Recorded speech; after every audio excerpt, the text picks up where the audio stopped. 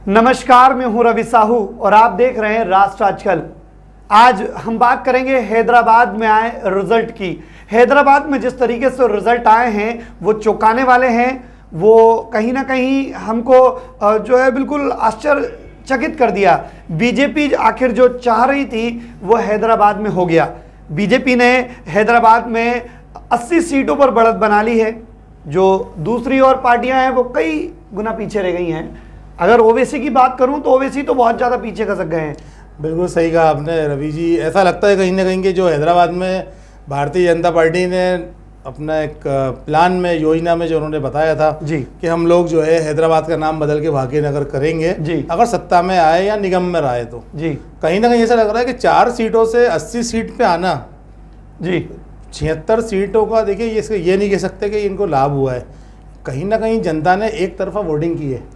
देखिए सर, सबसे बड़ी बात वहाँ पर टीआरएस भी चुनाव लड़ रही है। क्षेत्रीय पार्टी है, मुस्लिम बहुल क्षेत्र है हैदराबाद, पूरी तरीके से गैर हिंदी भाषी राज्य है वो। और वहाँ पर अगर इस तरीके से बीजेपी को सफलता मिल रही है तो इसको आप किस तरीके से लेंगे?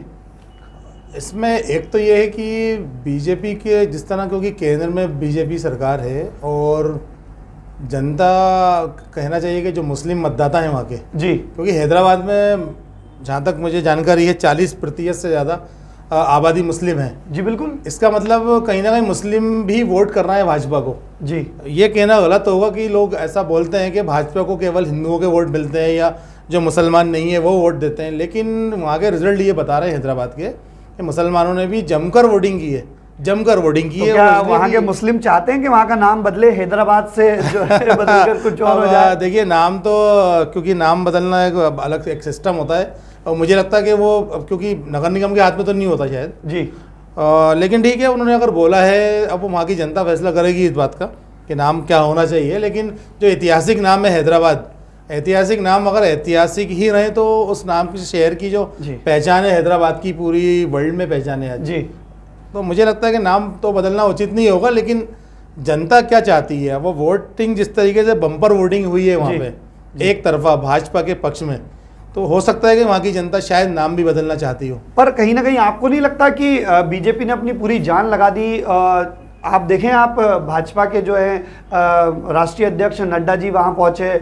आप देखें तो अगर गृह मंत्री हमारे देश के अमित शाह वो लगातार वहाँ पर चुनाव प्रचार करने गए। उत्तर प्रदेश के मुख्यमंत्री योगी आदित्यनाथ वहाँ पर बम्पर तरीके से प्रचार करने गए। एक छोटा सा नगर निगम का चुनाव और इतने बड़े स्टार प्रचारक वहाँ पर उतारना, क्या लगता है बीजेपी की वहाँ साख दांव पर लगी थी?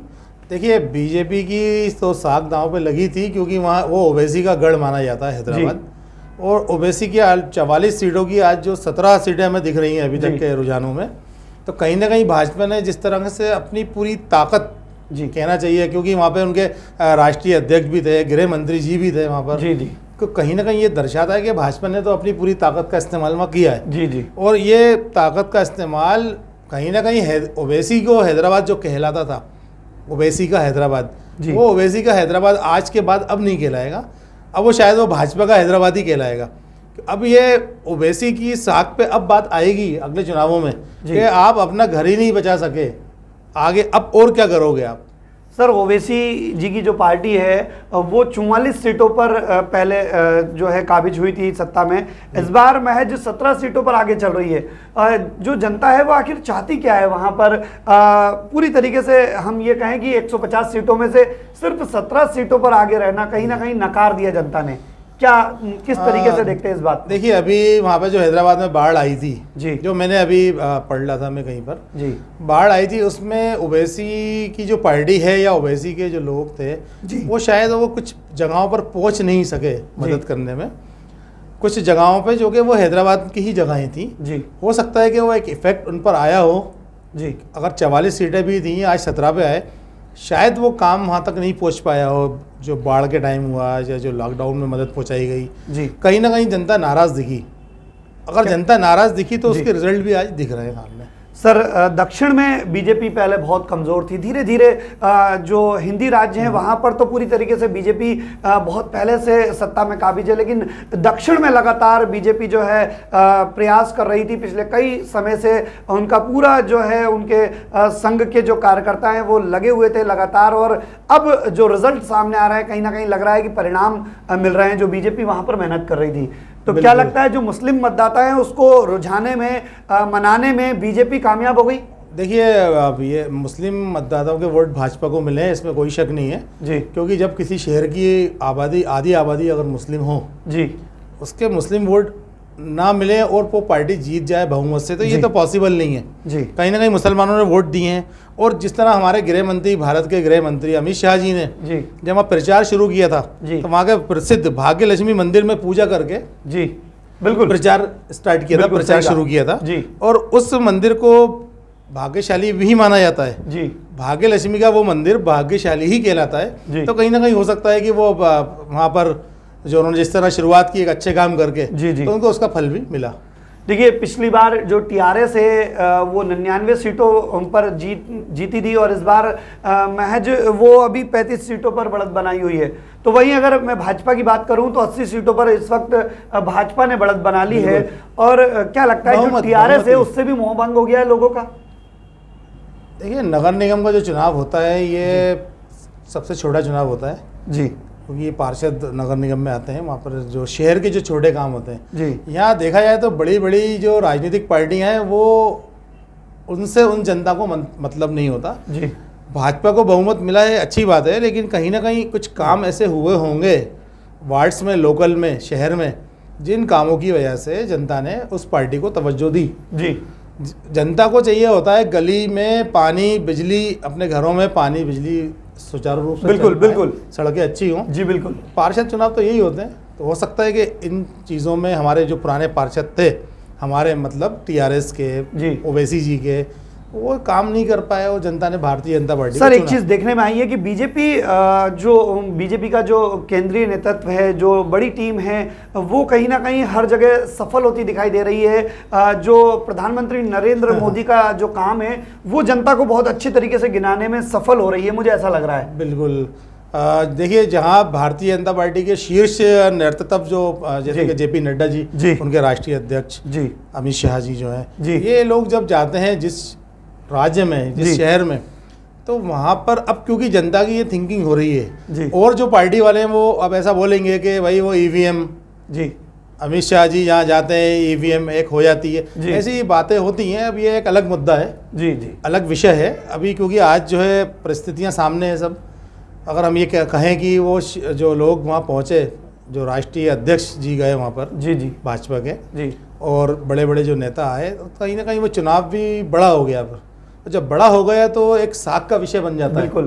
तो इसमें साख भी दिखती है कि भारतीय जनता पार्टी ने पूरी ताकत लगाई तो आज वो बहुमत भी लेती हुई दिखाई दे रही है। सर कहीं ना कहीं जो है बीजेपी ने पहले से ही ठान लिया था कि वो ये नगर निगम चुनाव को किसी भी हालात में जीतना चाहती है, क्योंकि एक तरफ उत्तर प्रदेश के मुख्यमंत्री जो कि जिनका पूरे देश में नाम है वो वहाँ पहुँचे, कट्टर हिंदूवादी नेता हैं, उसके बावजूद मुस्लिम बहुल क्षेत्र में इस तरह की उनको सफलता मिली। कहीं ना कहीं जो हिंदू वोटर्स हैं उन्होंने पूरी तरीके से भाजपा को वोट किया। कहीं ना कहीं मैं इसमें आपकी ये बात तो नहीं मानूंगा, हिंदू वोट तो भाजपा को मिलता ही है जी। मेरा मानना यह कि मुस्लिम वोट भी भाजपा को मिला है जी। बिल्कुल बिल्कुल, मुस्लिम वोट से ही भाजपा जो आज देखिए हिंदू वोट वहीं थे जी, फिर 4 सीट क्यों मिली थी पिछले चुनाव में? बिल्कुल बिल्कुल सही। आज 80 सीट आए हैं जी, तो कहीं ना कहीं मुस्लिम वोट मिले हैं। और योगी आदित्यनाथ जी भी जो हैं कट्टरवादी नेता माने जाते हैं, लेकिन उनके बयानों पर जी अगर मुसलमान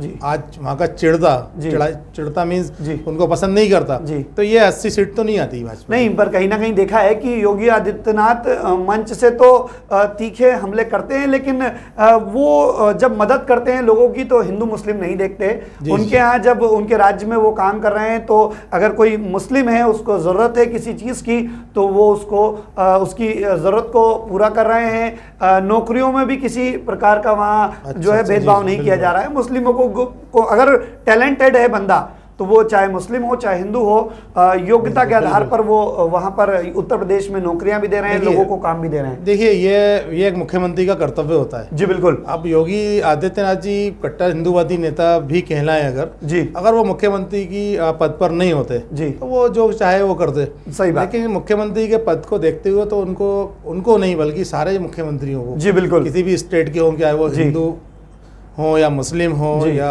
हिंदूवादी नेता हो या मुस्लिमवादी, क्योंकि ये जो पद होते हैं मुख्यमंत्री प्रधानमंत्री जी, ये इन पदों के लिए कोई हिंदू मुस्लिम नहीं होता है। इनके लिए तो हमारा देश सब एक है। जी बिल्कुल। वो किसी हिंदू के मुख्यमंत्री नहीं है, ना किसी मुस्लिम के मुख्यमंत्री हैं, वो जनता के मुख्यमंत्री हैं और जनता ने वोट देके उनको चुना है। चलिए, तो कहीं ना कहीं जो है जनता ही आज जनार्दन है जी। और हैदराबाद में भी जनता जनार्दन दिख रही है और भाजपा ने वहाँ पे बम्पर तरीके से जो है वापसी की है। तो चलिए, हैदराबाद रहेगा या वो भाग्यनगर बनेगा, ये तो आने वाले अभी कुछ समय हमें इंतजार करना होगा। इसके लिए जनता ने अपना मैंडेट दे दिया था 1 तारीख को और आज रिजल्ट के नतीजे आ रहे हैं जिसमें बीजेपी ने बम्पर तरीके से बढ़त बना ली है। आज हमने यहाँ पर बात की राष्ट्र आजकल के प्रधान संपादक श्री नवेद जी से और उन्होंने हमको यहाँ पर विस्तार से बताया कि किस तरह बीजेपी ने अपने कदम हैदराबाद में रखे और इस तरीके से बड़ी सफलता की और बीजेपी बढ़ रही है। हम इसी तरह के समसामयिक विषयों पर अक्सर चर्चा करते रहते हैं। अभी दीजिए हमको इजाजत। नमस्कार।